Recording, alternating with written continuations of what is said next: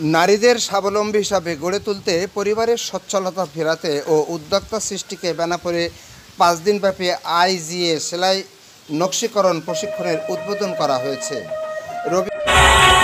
দেশ বিদেশের সব খবর জানতে, দেখতে, শুনতে শিক্ষা, স্বাস্থ্য, যোগাযোগ, ভ্রমণ, বাণিজ্য ও বিনোদন সহ বিভিন্ন বিষয়ে সবার আগে সব প্রতিবেদনটি দেখুন ভয়েস অফ কলকাতায়। রবিবার সকালে বেনাপোল মুক্তিযোদ্ধা কমপ্লেক্সের সভাকক্ষে এক আনুষ্ঠানিকতার মাধ্যমে দর্জি প্রশিক্ষণের উদ্বোধন করা হয়।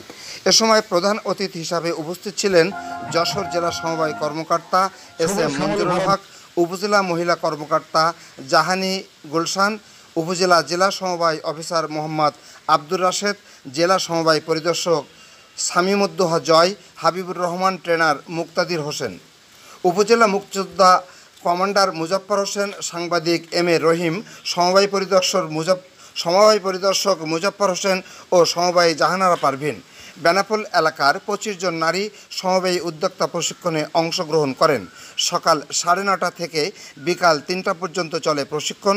নারীদেরকে নিজের পায়ে দাঁড়াতে, পরিবারের সচ্ছলতা ফেরাতে ও স্বাবলম্বী হিসাবে গড়ে তুলতে দর্জি প্রশিক্ষণকে কাজে লাগানোর আহ্বান জানান অতিথিরা। সমবায় দপ্তর ও মহিলা অধিদপ্তরের পক্ষে নারীদের বিভিন্ন ধরনের সহযোগিতার আশ্বাস দেন কর্মকর্তারা। প্রিয় ভিউয়ার্স, আমাদের এই ভিডিওটি পছন্দ হলে লাইক, কমেন্টস করে জানাবেন আপনার মতামত, শেয়ার করে সুযোগ করে দেবেন অন্যদেরকে দেখার। আর আমাদের চ্যানেলটিতে আপনি নতুন হলে সাবস্ক্রাইব করে নেন এখনই, সাথে সাথে পেয়ে যান আমাদের পরিবেশিতে নিত্য নতুন খবর। আল্লাহ আমাদের একটা সুন্দর জীবন দিয়েছে, আর মেয়েদের জীবন তো আরো সুন্দর। মেয়েদের জীবন কিন্তু খুব রঙিন। দেখেন বাজারের এই যে শাড়ি, চুড়ি, গয়না, যা কিছু কত রঙিন, আমাদের জন্য কত কিছু না। এত সুন্দর জীবনকে কিন্তু অপচয় করা যায়। নিজেকে ভালোবাসেন, নিজেরা ইনকাম করেন, পায়ের নিজের মাটি শক্ত করেন, দেখবেন জীবনটা কত ভালো লাগে, উপভোগ করে দেবেন।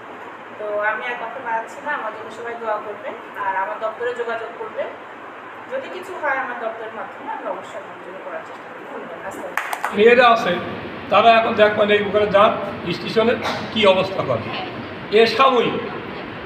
এই সাময়িক থেকে বাঁচতে শাসা বেনাপোলে মেয়েরা একটু অবহেলিত অবস্থায় আছে, কিন্তু মেয়েদের কর্মসংস্থানের অবস্থা একটু কম। কাজ কাম যাই পারতে কেন মেয়েদের কাজের একটু উনি হয়তো অনেক পুরোনো মানুষ, উনিও স্বীকার করবেন এক সময় কিন্তু এই জিনিসটা প্রচলন ছিল হয়তো, যে মানুষের মূল প্রফেশন কিন্তু ওই আনা নেওয়া, ইন্ডিয়ান মাল আনা নেওয়ার সাথে সম্পৃক্ত ছিল। হয়তো আমি ছিলাম না, উনি ছিলাম না, কিন্তু আমাদের আশেপাশের কেউ না কেউ হয়তো সম্পৃক্ত ছিল। সেই ধারাবাহিকতা কিন্তু এখনও ঢাকাবাসী মনে করে যে বেনাপোল, ভোমরা এদিকের লোক এর সাথে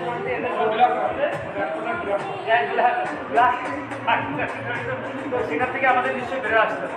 এবারও আমরা কিন্তু প্রজেক্ট দিয়েছিলাম, সেই প্রজেক্ট এখানে পাস হয়